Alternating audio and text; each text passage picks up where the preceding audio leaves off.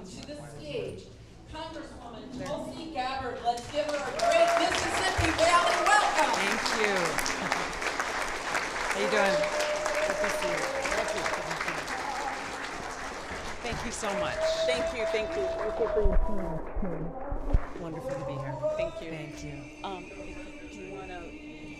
If I take this on the stage or on the ground? Yeah. Oh, there we go.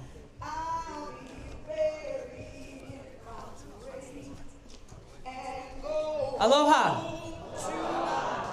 It's so great to be here with all of you. Thank you for coming out today. Thank you, Catherine, for your leadership and organizing and bringing all the logistics together. I know many hands work very hard to go and to make an event like this possible. So I want to say thanks to you, your volunteers, your leadership team. Please give them a round of applause. Thank you.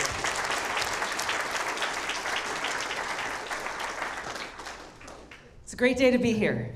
I always start our conversations with aloha, not just because Hawaii is a beautiful place and I get to call that place home, but because aloha has a really powerful meaning. And it's a great way for us to begin the conversation about how we work together towards a better and brighter future.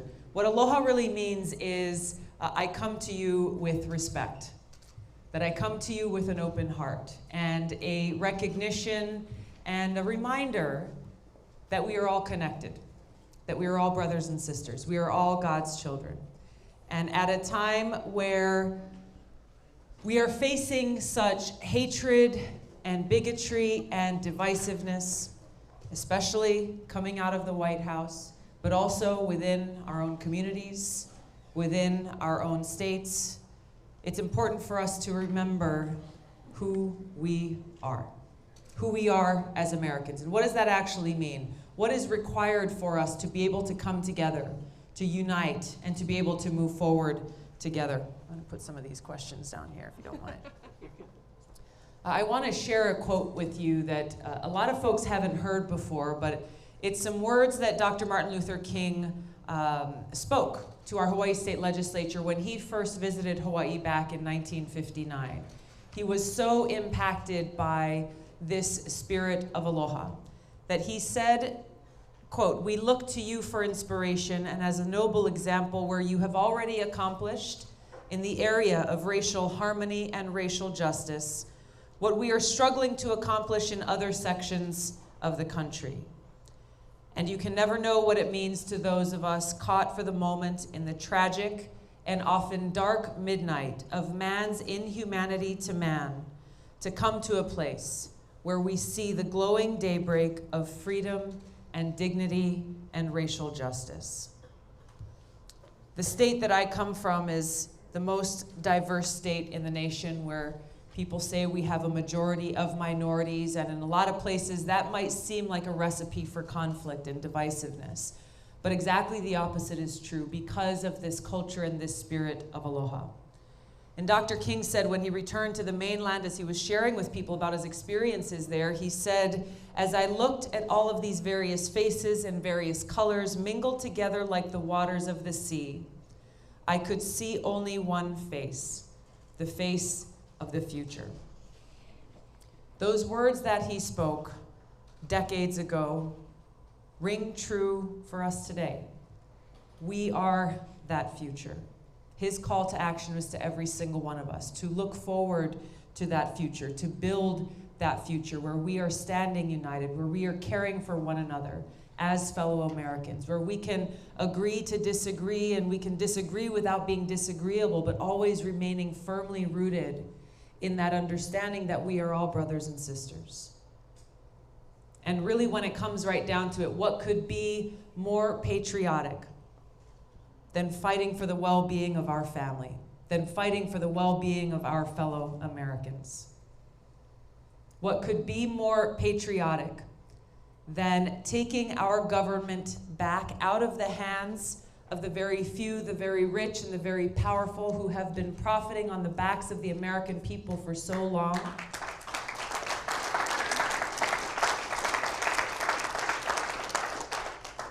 And truly fulfilling the vision that Abraham Lincoln laid out for us in the Gettysburg Address. of ensuring that our government is of the people, by the people, and for the people.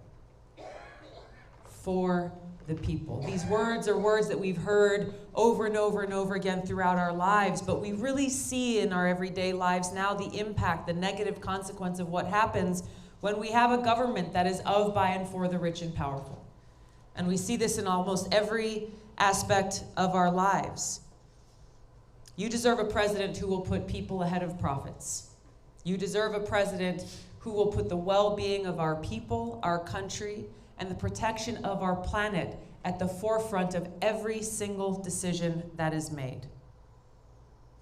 As president, I will fight against big pharma and big insurance companies who have been profiting so much on the backs of sick Americans, making it so that people here cannot afford insurance, cannot afford to get the care they need, cannot afford to get the medicine they need, looking out for their bottom line at our expense.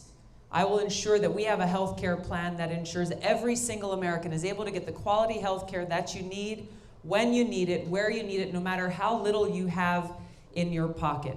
They have profited off of us for far too long and have no seat at the table. Have no seat at the table where we are building our health care policy.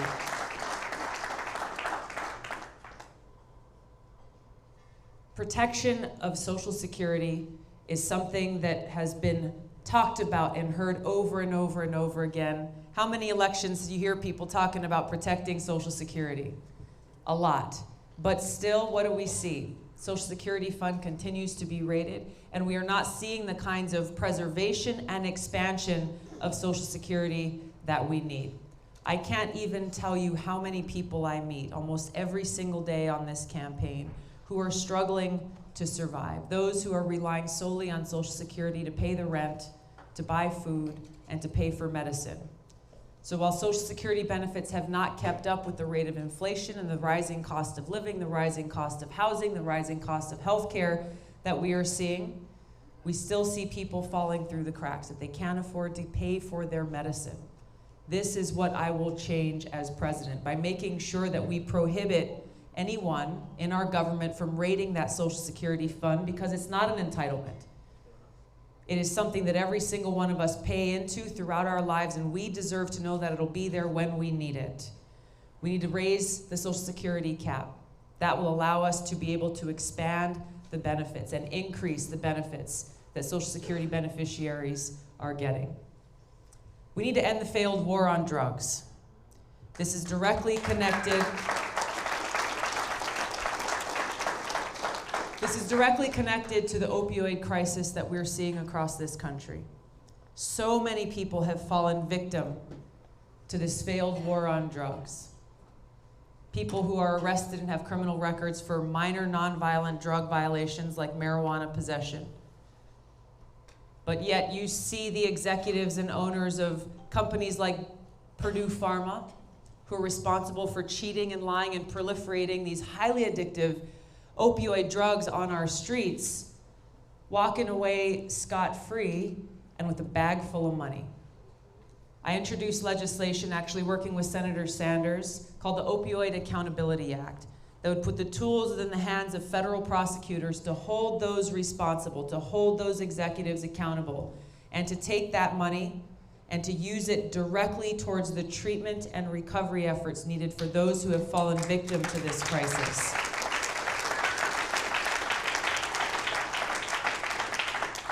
There's a lot of issues here that we want to talk about. I want to close with a couple that are near and dear to my heart. I first got involved with politics running for the State House of Representatives in Hawaii back in 2002 because of environmental issues. I'm very, very passionate about protecting our water, protecting our air, protecting our land. Growing up in Hawaii, this was something that was just part of our culture, part of who we are.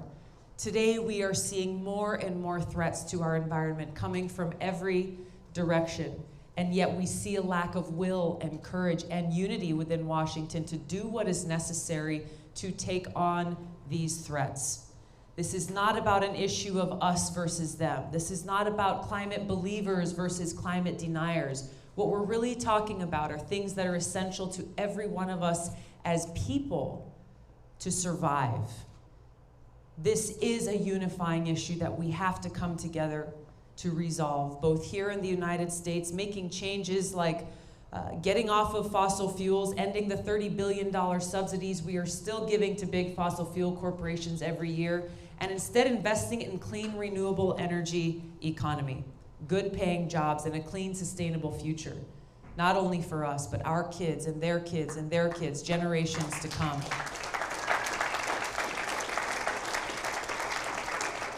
These are big challenges that we face that require big changes and big investments here at home. This has to do with our ability to live and to survive.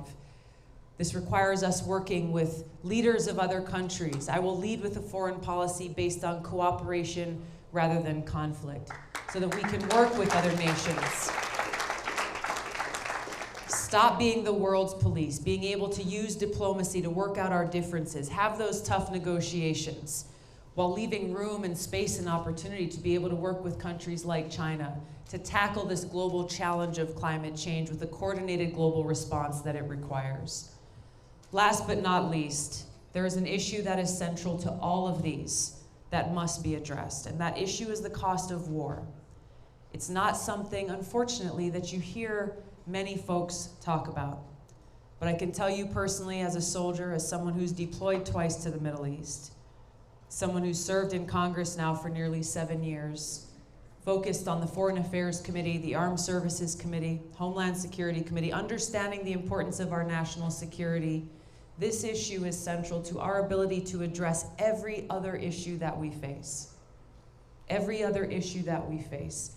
We have seen thousands of our brothers and sisters in uniform sacrifice their lives, waging counterproductive regime change wars, overthrowing dictators in other countries, wars that have actually undermined our national security, like those we've seen waged in Iraq and Libya and ongoing in Syria. They've strengthened terrorist groups like ISIS and Al-Qaeda. They've caused so much death and suffering and pain in other countries where we're waging these wars. But the cost of war is paid for by every single one of us in this room, every single one of us in this country. How is that? Maybe you never thought about this, but the reality is we have paid over $6 trillion. We as taxpayers, $6 trillion coming out of our pockets, going to wage these counterproductive wars and now going towards this new Cold War and nuclear arms race. Every one of those dollars is a dollar coming out of our communities, out of our schools, out of our healthcare system, out of our ability to be able to address the kinds of needs that we are talking about here today, the urgent and pressing needs that we, the people, have here in this country. This is the sea change in our foreign policy that I will bring about as president, prepared to walk in on day one, to fulfill that most important responsibility that the president has, which is to serve as commander-in-chief, provide the leadership and the courage necessary to bring about an end to these wasteful, counterproductive wars, work to end this new Cold War and arms race, de-escalating tensions that we are seeing escalating feverishly with other nuclear-armed countries, and redirect our precious taxpayer dollars back towards serving the urgent needs of our loved ones, our families, our neighbors and friends right here at home. And this is what I'm asking you to join me. Asking you to join me in this, because this is about our future and making sure that we have one. The obstacles are great. There's a lot of folks and the rich and powerful in the military-industrial complex who have benefited off of the status quo for far too long. But there is nothing more powerful than when we, the people, rise up and make sure that our voices are heard so that we can reclaim our democracy, reclaim our government, so that we can truly ensure a government that is for the people. Thank you so much for having me here today. Thank you all for everything that you're doing. Aloha. Catherine would like you to sign these. Of course. She doesn't ask for much. Sure. Yep, there's 10 total. All right. Thank you. Thank you. Next up will be Representative Ro Kahana. Congressman Ro Kahana represents California's 17th Congressional District, located in the heart of Silicon Valley, and is serving